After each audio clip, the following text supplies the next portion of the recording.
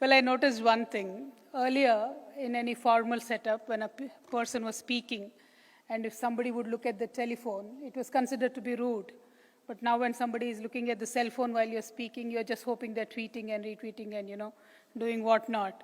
So the entire setup has changed, I believe, with the advent of social media. So happy to be here. So happy to see such young faces and very energetic, that too. And Pratik, thank you so much for having all of us here to have this very important conversation. Bridge India, I hope, really brings about many more such conversations to the table. Good luck to you. Virendra Sharma ji, the most senior member of the parliament and always has been a friend of India, as Manjuji called him father of all the Indian communities here. We've literally seen Virendra Sharma ji take the effort to travel to India, to have the discussions with various state heads, various member of parliaments, because not many people do that, to take that extra step and put that extra effort to actually go to ground, see people, meet people. I truly appreciate your friendship towards the causes that India takes up, sir. Thank you so much. And Manju Shaul Hamid, councillor, former mayor, thank you so much. I heard you were a fiery speaker and a person who has no iota of fear in you, and you speak your mind. Please keep rocking, keep doing that. Thank you so much for being here today. And Uday Nagaraju, founder of AI Policy Labs, and hopefully we'll see you in Parliament of UK sometime. You are from my land, proud of you that you are able to make certain inroads into the political system here. Dr. Nero Agujabo, breaking all the barriers. He is the first, how would I address it politically, colored or African-American, former special advisor to UK Prime Minister Honorable Theresa May. I'm very happy that you're here, and hopefully we'll get to speak and discuss on various other issues. Thank you so much. And the occasion today is that India has passed a revolutionary bill, which we are hoping that will bring many, many, many more women into the parliament. Today, of course, the number is at 78. With the passage of the bill, we are hoping that 181 more women will join the parliament. First of all, as our custom and as our tradition goes, whoever worked for this bill, starting from Honorable Deva Gowda ji in 1996, to Honorable Sonia Gandhi ji in 2010, and to Sri Honorable Narendra Modi ji in 2024. I sincerely thank all of them from the bottom of my heart to making this bill a reality. This is not just politics, but this is the respect these people have shown to the women of this great nation. We are the most populous country today. We are the world's largest democracy. And if we were to leave half of our population at home, it was certainly not going to help our country. And we realized that, all the parties realized that, all of the leadership realized that. So that is how I believe this bill became a reality. And in fact, it's very interesting to know a little bit about the background towards this bill. While the Constitution was being created in the 1950s, after the British left us in 1947, during the 1950 constitutional debates, many women leaders like Sarojini Naidu, many of them, in fact, said we don't need quota for women. We fought shoulder to shoulder with you during the independence movement, and we will survive in the political arena, and we will come into the parliaments and assemblies. So they refused to have quotas, because the quotas for the marginalized sections like scheduled caste, scheduled tribes was discussed, and it became a part of Indian Constitution in 1950 when we enacted the Constitution. So women then were so confident, because they were a part of the Indian independence movement. So they refused. They said, we don't need quotas. Well, that feel-good factor faded away very quickly. By 1970s, when women realized that, okay, we are not being given any positions in any of the political parties, no member of parliaments, no women, making space into assemblies, etc., then the discussion started that maybe women should get quotas. So from 1970s in India, there has been this constant discussion. And 1972, I believe, is a year when United Nations theme of that year was to discuss the condition of women in India. So for the first time, I believe the then government of India did an extensive survey on the condition of women in India. At that point of time, more and more women leaders, more and more men and parties realized that not enough attention is being given to women's issues. It could be health, it could be education, it could be political participation, it could be economical participation. So that is when the Honorable Geeta Mukherjee ji and the whole of the CPI-CPM party, they had a major role to play, especially the AIDWA, AIDWA, All India Democratic Women's Association. So they did play a great role. So it's not about one single party playing the role. It is about every leader realizing, understanding that unless and until we carry our women with us, we're not going to progress. Well, the advocacy continued from 1970s to, and it was constantly there. Many women did a lot of dharnas. Even in my district headquarters, I could remember in my constituency in Nizamabad, in 1990s, many women did the dharna. But the then governments did not move. I mean, we could not move that needle somehow. In 1996, I'm very proud, there was a coalition government. When Deva Gowda ji first became the Prime Minister, he said, let me make this effort, let me bring the Women's Reservation Bill. He tried, then subsequently Vajpayee ji tried, then Sonia ji tried. Ultimately, in 2024, now this bill has become a reality. Well, now it is called Nari Shakti Vandan Abhiyan. It is the 128th amendment to the Indian Constitution which brings this bill into force. And I believe for the future generations, 19th and 20th of September is going to remain the most important date for women bill that was passed.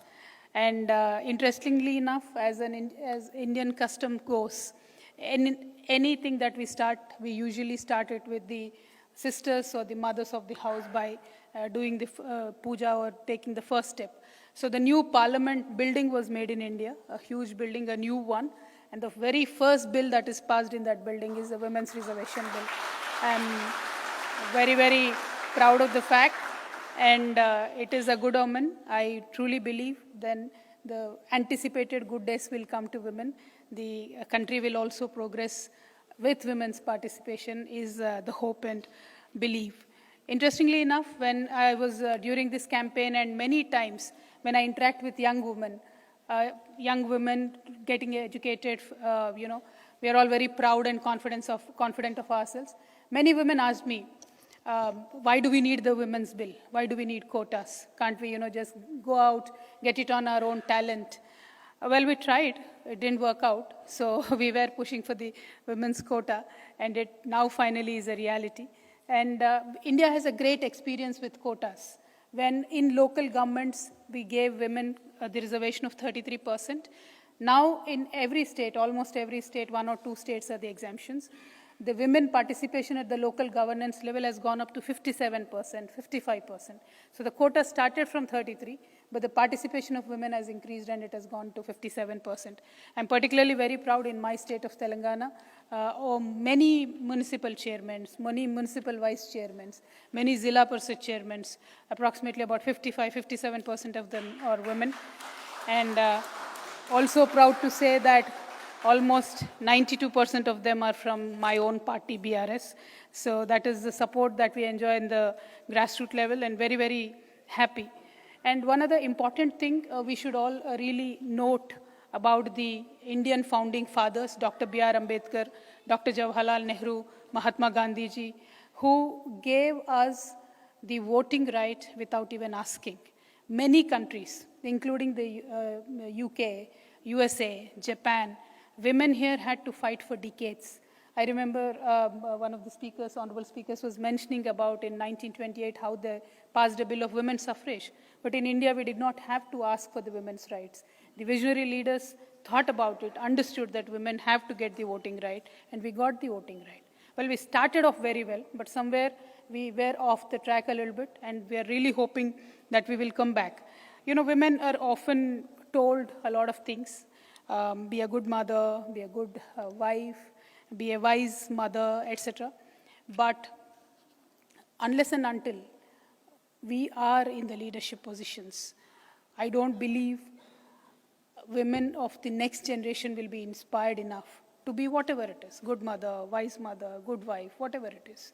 If you have confidence that, I have a future, I can share my ideas on platforms where it matters, then I believe women can be best at whatever they do. This is, I say it with a lot of pain. In fact, I was trying to understand, analyze, multiple times that what happened. Is there any species in this whole nature which subjugates its own female species? I think human beings are the only exemption. If there are 10 people in the room, 5 female, 5 male, how did the 5 started dominating the other 5? What has happened in the evolution of human history? These are serious questions that we really need to think about. We really need the support of the world-class intellectuals to think, understand what happened. Why is this only there in human race? How can you beat up your fellow human being? How can you take all the work without paying a single rupee from a woman and expect her to be loyal, patient, smiling, good-looking end of the day? How is this even possible? And how come men, without any communication whatsoever, centuries back, managed to do the same thing in every damn continent of the world? I don't understand that. It is beyond understanding. This is really something that we should get to the root of it, solve it, and take it from there. Because today I might be a member of parliament. That's all right. But look at how many lakhs and lakhs of women are denied and deprived of their opportunities. Why is that happening? We have a wonderful reservation in the local governance. We have about 14 lakh women, but most of them, even today, they're not independent in being their sarpanch. That is why the terms like sarpanchpati, etc., are invented. The sarpanch is a woman, but the pati, who's a husband, he attends the meetings. So these are bound to happen. But then, yes, that is a first step, and then from there we will move on. But it is a serious question for all of us, especially the young girls sitting there, to understand, is there any other species in this whole nature which does that to its own kind? And where are we wrong? Where did we go wrong? How to correct it? I mean, I say it out of a lot of pain, not just as a matter of fact, because we hear stories. In Japan, women were officially, by law, banned being a part of any political party or political activity for thousands of years. They fought for 100 years to just get the membership of political parties. China, women were chained, caged to look good, to have a certain statistics to be maintained. The kind of atrocities that were done on women, not easy. How are we going to go back? What are we going to do? How are we going to give our girls that confidence is what matters. And that is something that we really need to think. And in terms of future, there are many thinkers here, there are many young participants here. I really want you to think about this. If any future technology is coming up, for example, artificial intelligence, that is a buzzword now. Everybody is talking about AI. Artificial intelligence now still is called black box technology because not many know what's happening in there, what is going to come out of it. But as a computer science engineer, I can tell you, artificial intelligence now has passed the stage of learning, understanding. It is now at the stage of generating stuff. It is generating art, it is throwing speeches at you, it is giving you phrases, it is giving you opinions, so it is learning. But from a woman's perspective, I really worry and we really need to think, what is it learning from? If you are learning from the toxic material that is available online today, will the AI treat me good? As a woman, as a child, am I safe with AI? Today, some chatbots created, they harass the hell out of women online. A woman, if she speaks her mind online, is harassed. If these machines are learning from that toxic material, what are they going to treat us like tomorrow? And how do we regulate these technologies? We really need to put these laws in place because AI now is getting converted into ACI. It will be a capable, intelligent machine. It will start doing things. Now it is analyzing, generating stuff. Tomorrow it will start doing things. So what will that do to the women of the world? What will that do to the children of the world? These are certain things that we really need to think about. And another thing, on a lighter note, I'm a hardcore fan of intermittent fasting. I've taken up intermittent fasting 4 or 5 years back. I was reading, I was understanding. I'm a person who has to understand, otherwise I would not do anything just for the sake of doing it. So when I was trying to read, understand, I've read many, many research reports. Not one was about women. In healthcare, A very interesting fact like intermittent fasting. Nobody is researching on what intermittent fasting does to women. It's only a couple of years back I found few people who wrote books on how intermittent fasting works for women. So when I read a book called Fast Like a Girl, then I really took it up. Then I really understand. But now for the people sitting here and sitting down, should we not understand if the tons and tons of money that is being pumped into health research is only to research about men's health, what about women? Are we not important? Or should we not as a policy legislate and say that you should look into both of these matrices? So there are, it pains me to say, but as policymakers, we really sometimes, I think, ignore women's needs and women's issues. And I can just go on. I can just go on about many, many things. We were also researching about how startups work. First of all, if there are 10 startups, only maybe 1.5 to 2 are women-led startups. And then when you look at the access to finance to the women-led startups, it is dismal. They do not get the finance. Only men-led startups usually get the finance. And what are all of us doing? The MPs, the ministers, it could be male, female, the political parties, doesn't matter. All of us are guilty. But these are certain things that we should really look at. When I say women's bill, women's reservation bill, it is not only to make 181 women as member of parliament. It is about making the billions and billions of women. And mind you, I'm saying this with a lot of pride. When we talk about women, countries don't matter. There are no borders. Across the globe, I don't know how men managed to subjugate us for centuries at the same rate. Now the time has come that women across continents should connect, should talk about issues, should take up these issues. If today India has passed a women reservation bill and some other country does not have that bill, I think it is a duty of Indian women to go help our sisters there. Unless and until we find some bond like that, I don't think we will progress. Men in the room, I'm so sorry, I have such strong opinions, but please get used to it, to hearing many more strong opinions from many of our sisters, because it is time. We've been ignored for thousands of years, it is time. And I'm very, very glad in India the time has come. Well, there are certain little bit lacunas in that bill about the implementation, the time frame, etc., that we will discuss domestically.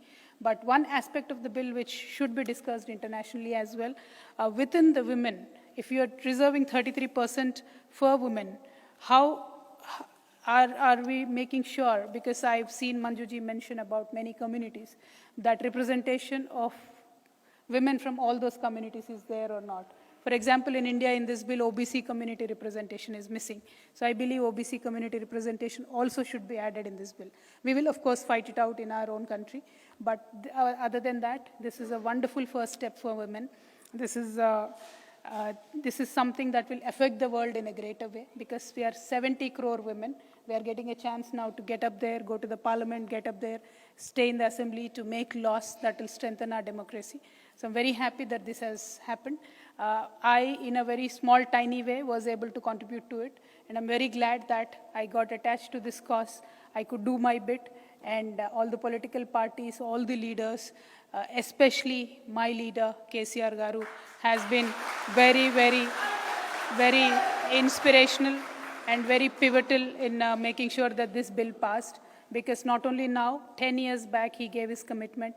10 years back, we passed a resolution in our state assembly asking the central government to pass the 33% women's reservation bill. And today it has become a reality. We will make sure the bill touches the lives of every women from every strata. And I'm really glad that I'm here today in London speaking about it. We look up to much more opportunities like this, not only for me, but many more women here. As I said, women of the world, it is time. We should get united. But on the other note, I just want to ask a very interesting question, because many of us are Indians here, most of you are citizens already. Well, it is cricket season now, ICC, and UK is the defending champion. I'm rooting for India for sure. Whom are you rooting for? How do you deal with that dilemma? I always wanted to ask you. The UK is a defending champion. I think yesterday we were supposed to start the event, but it will happen soon. So I'm just hoping India will get the World Cup home this time. So you... Thank you so much. And I also come from land of Kohinoor, so I really don't want to miss out this opportunity.